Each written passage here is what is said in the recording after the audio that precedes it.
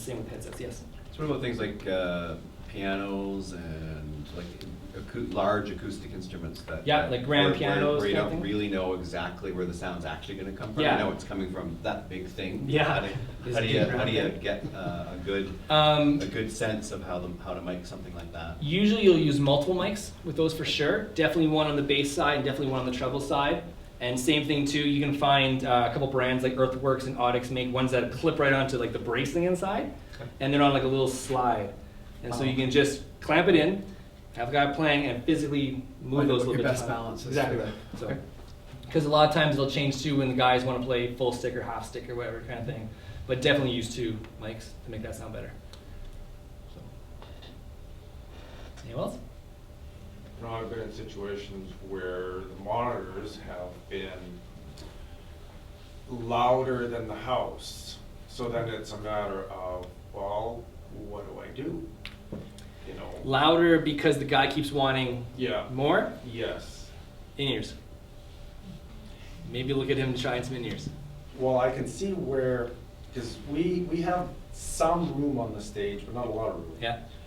And where I can see where if you're up close and with that wedge, if the music's hitting your knees, well, of course you're not going to hear nothing. Yeah, first thing, try the placement. You know, like you have that microphone. I'm gonna get Pete's way again here. Sorry. If we have it too close to that wedge, and he's just like Keep sort of thing. around. Yeah, keep moving it back till you find that sweet spot where that angle is. Also to do with the pickup pattern. If you have it where the pickup pattern is wanting to project mostly on the sides, and you have that wedge directly behind it, it's going to want to feed back a lot faster too. So knowing the pickup pattern in your microphone will help you in that situation as well. Most mics, and I could be 100% wrong on this, and I know on this one, sometimes have a little logo on them, like telling you what pattern it is. This one has like a little mushroom top and a little thing underneath it. That's super cardioid. Take away the little bottom part, that's cardioid. Looks like a mushroom top. So knowing that will help you decide where to best place your mics and your monitors kind of thing, and maybe help you bring your stage level down. So most have got all Sures. 58s. Yeah, 58s are cardioid. Wireless and wired. Yep, so they'll be the same. Yep. Instrument mics versus vocal mics, and what would be your recommendation for one that could do both? Here's the thing the companies don't want to tell you. Instrument mics and vocal mics, they're the exact same thing. Yeah, that's what I thought. So for a guitar amplifier, Yep. you could use it at a 58. 100%. Oh, yeah. That's what I do. I just wanted to make sure I SM58? wasn't investing in something that's all. SM57. 100%. That is it. It's the exact same capsule. So a microphone is just a way to bring in source. Any mic can technically work for any situation. Some have clips, so they're good to clip onto things, but they're all the same situation. So that's probably not the best sales pitch to tell you. Yeah, I'm not buying anything. Yeah, I know. Yeah. No, yeah, like that's. I remember Steve Klotz is our rep for Shure, and I remember he did the exact same thing. He's just like, so what's the big difference between 57 and 58? Let's squeeze the cap. Here it is. So they designed the 58 to sound more for vocals because there's a little pop filter inside. Technically, the pop filter pulls a little frequency response out different for vocal kind of thing, but it's the exact same capsule. So instrument mics and vocal mics are the same thing. So what's the difference with a side address? It's just a pickup pattern thing. That's just it? Yeah, it's just another pattern. Yeah, when it comes to like, condenser microphones and that, so like the big stubby things, they can have some other pickup patterns too, where they pick up all the way around the microphone. They would do what's called a figure 8 or side address kind of thing too. But it's all really the same thing. It's how the capsule is housed inside the actual mechanism itself. So on a side address, if you were to consider a capsule pointing straight up, it's basically pointing that way instead in the same housing. So it's all just to do with how that capsule is inside. Would that all change with like a ribbon microphone though? Ribbon microphone is just instead of it being a moving coil, Yeah. it's just a piece of, I think it's aluminum inside vibrating to sort of thing. It's just a different style. Oh. Yeah. Was there anything you guys were hoping to know, to gain more of from this? Is there certain things like when it comes? It's in the way again, isn't it? Sorry.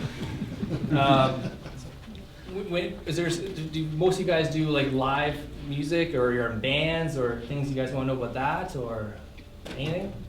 A wealth of knowledge, and it's free today, so ask away. Yes. So my mixer doesn't have an insert. Okay. So if I wanted to run a compressor Mm-hmm. for a line, for a microphone or something, how do I get around it?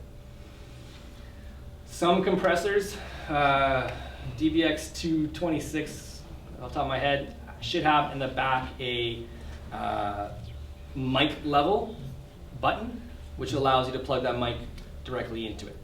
So you'd run XLR into the compressor, change to mic level, come back out into a channel. So there are ways around that.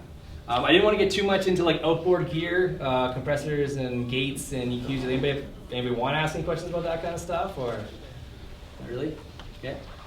What's you guys in the back? What do you guys want to learn anything today, or any main questions you got coming in, or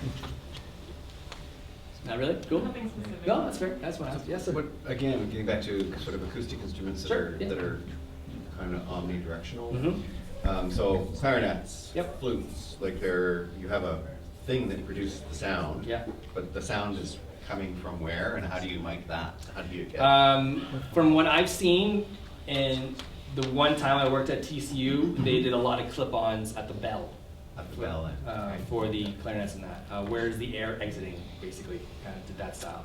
So when they had their flute section, there were some flutes that had all the mics were down at the end, and then I did see some shorter ones that had it at the actual mouthpiece as well. But basically follow the air.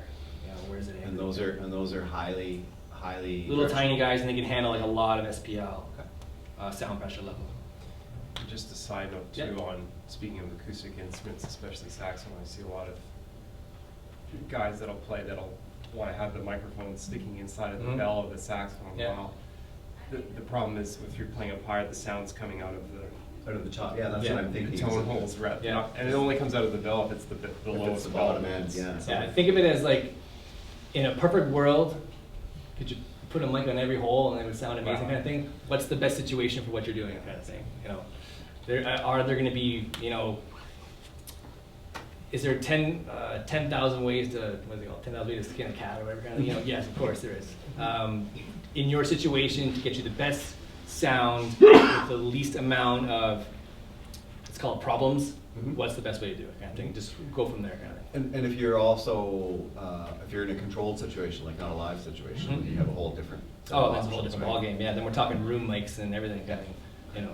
In a live situation, like 2 weekends ago, I was in North Battleford doing sound in a Quonset, and if everyone's ever walked into a Quonset, they sound amazing. So how do you make things sound good in there? So a typical situation is a normal everyday, so let's call it simple, speaker on a stick, going that way down a big tunnel. But of course with Quonsets, you know, the sound travels. So what I ended up doing was just taking those speakers and kind of angling them in a little bit. And what I found is that I could bring my SPL down, bring my levels down, and still get that clarity kind of thing. So it's all just to do with where you are and how you use it kind of thing. You know, there's no perfect situation. You know what I mean? There's no perfect speaker that's going to make you sound amazing and all that stuff. Try moving things around. Try different EQ things. You know, there's probably a million things that I haven't learned yet that little small changes can make a big difference, kind of thing. Like I said, the first thing I always do is using that EQ is to find those sweet spots or those problem spots. You know, you're sitting there listening to the guy sing, and you can just take those frequencies and kind of just move them until you find, oh, there's that, you know, that everything just kind of gels all of a sudden, kind of thing. You know, there isn't a perfect. It has to be this frequency at this spot and whatever. It's like, no, just listen to how the room is reacting with those kind of things. So always keep that stuff in mind. There's no set in stone rule kind of thing. So. Do you have any stuff for just basic stuff for outdoor? More. Anytime you get outdoors and there's no walls to contain anything, double it up. So I do Candidate in the Park every year as Diva Maker, and normally I can use a speaker on a stick and a sub underneath. Outdoors, it's 2 and 2. There's nothing to contain it now, so we need to double up our horsepower. We also ran delays for that too because we were doing outdoor fireworks.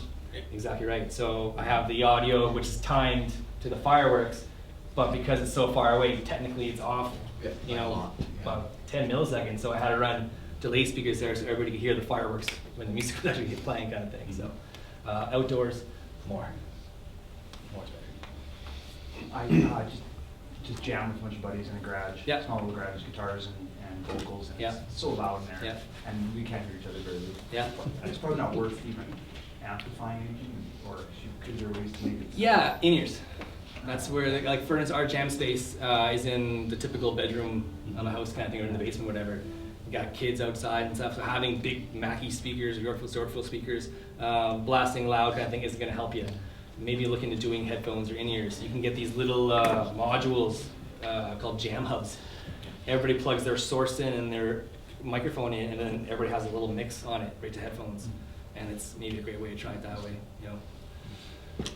So, yes, sir. We have two, I think, what were they, 258 Sures? I Okay. think they're sure 58's wireless, we're running a PX4 receivers, And they're Okay. both sound different. Okay. off. Like one sounds rich and the other one is, well, it's different. So if we take those two mics and we swap them over, Still sounds the same. does the sound follows? Yes. The problem could just be in the capsule. Okay. A microphone capsule is basically a moving coil. Anything that has technically movement to it could have irregularities. So you just might have a problem with the capsule. Okay. Replacement capsules are available. Nothing, oh yeah, you just unscrew it and get another one. So that's you said the PGX? I think it's a PX4 receiver. So the PGX series, yeah, the PGX in the series. 150 to 175 range, nothing crazy. So yeah, I mean, nothing's gonna be perfect forever, right? You know, how many times you buy something brand new and it's, Yeah, they're really, really different. yeah, so it could just be the capsule. Try that, unscrew the capsule, Yeah. switch to the capsules. see Yeah, what that sure. does. So. That's it? Only an hour? And you guys learned everything there is to know about Pro Audio? When picking out a PA system, is there any real thing to look for versus an unpowered mixer to power speakers or into power amps, into unpowered? What's the things to look for when getting What those? would be the best way to look at, depending on the size of room and everything? Or? Yeah, I would start with the what's the capacity of the room? What's the amount of area that we're trying to cover with that air? Because this audio is just a bunch of air being pushed, right? Like I said, when it comes to speakers and stuff, line of sight, dead straight of a line, 50 to 60 feet is realistic how much that guy wants to go. Anything more than that, we want to start adding things. Maybe in our room we don't want to go past 60 feet, so we're fine. But that's kind of a general rule. Audio will start dipping off at that. So size of the room will determine how much actual speakers you will need to fully fill that room properly. Yes, if you crank those two speakers, you could probably hit the back wall, but they're not going to last very long, and you're going to be paying more in repairs than you are going to be paying for just having more speakers. Yeah.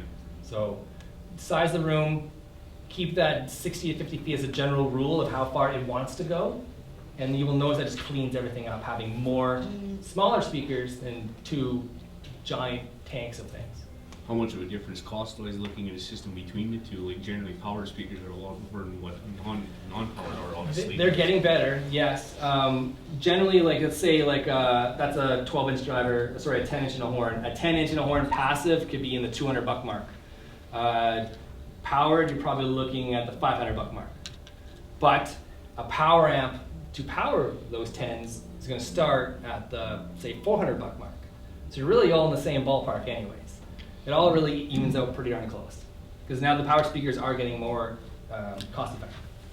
Is it a better way to go one way or the other then? Say the same room is exactly the same, like powered speakers versus power amps into passive? I would say it would depend on your wiring situation. If you've already if you have no electrical outlets anywhere, well, power speakers are going to be a pain in the butt. You guys are running extension cords everywhere kind of thing. Yeah. So passive would help you in that situation. Now we're going passive. Now we need to think of where our amps are going to be the most efficient though. So keep that in mind too. I would think, what's my wiring? Where's my power if I'm using power? If there isn't going to be anything realistic to use those powered speakers electricity-wise, if I'm going to pay an electrician to come in, maybe go passive. So, 'cause I bet you electricians aren't cheap anymore. So, yeah, that's that. Yes? Mine might be a bit basic, but No I'm such thing. wondering if there's any advice on how to avoid feedback and do the different mics make a difference? 100%. Excellent question. There are many, many, many different microphones in the world, and all of them will sound different. So, if we take, say, let's start the first one. I'm just gonna, I can't remember which channels I'm plugged into here. That one. Okay. So I'm gonna put the EQ, everything at 12 o'clock, and have that much gain into it. 2, 1, 2, 3, 4, 5, 6, 7, 8. 2, 1, 2, 3, 4, 5, 6, 7, 8. Okay? And if we just take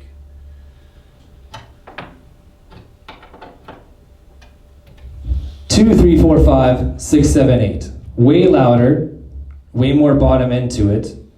The exact same gain, the exact same EQ. To me, it sounds a little too hyped. Lot of low end in there kind of thing. These guys will give me a bit more distance without it going too bad. And then we have that side rejection with the supercar dealer. So yes, every microphone will sound different. What do I recommend? Rent them. We have a fantastic rental department here.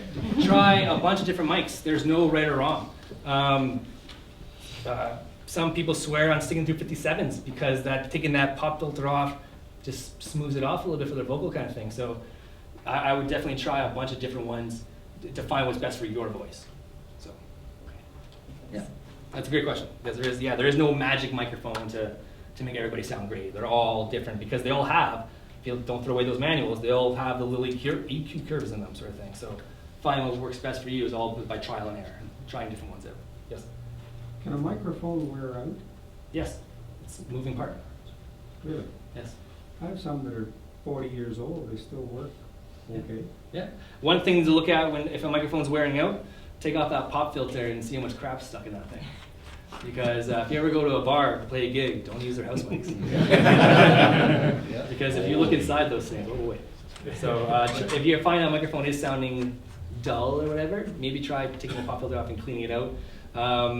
The old trick was just vodka to help sterilize it, and then maybe some soap and water to clean it kind of thing. And there you go. And then don't drink the vodka after. Yes?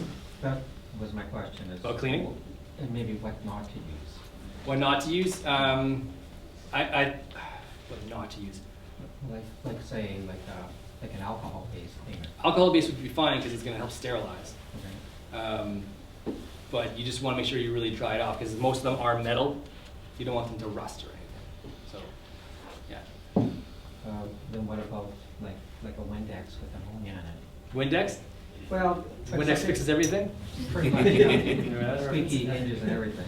But no, but say like an ammonia base. Yeah, something that would help clean the actual bacteria would be fine. Yeah, that's totally right. Yeah. I used to work at a bar in town, and we'd always, we would do the alcohol thing first, and then run them through that big dish cleaner thing by themselves, and that helps sterilize things too. And that, so it was just a way to. Dishwasher safe microphone. Pretty much, right? Yeah, sounds good. I also buy. We sell here like a Sani cleaner. Yeah, like the spray. Yeah, there's like a green and a red one. Yeah. I think we have. I always have that with me, and for every gig, just spray them, clean them, spray them, clean them. Oh yeah. So that helps a lot too. Do you need to worry about contacts and the cleaning, like on the cable ends? Is there anything that It is metal, so you just want to make sure there's no standing water for corrosion kind of thing. Yeah. But just a little paper towel would be fine. Using contact So, here.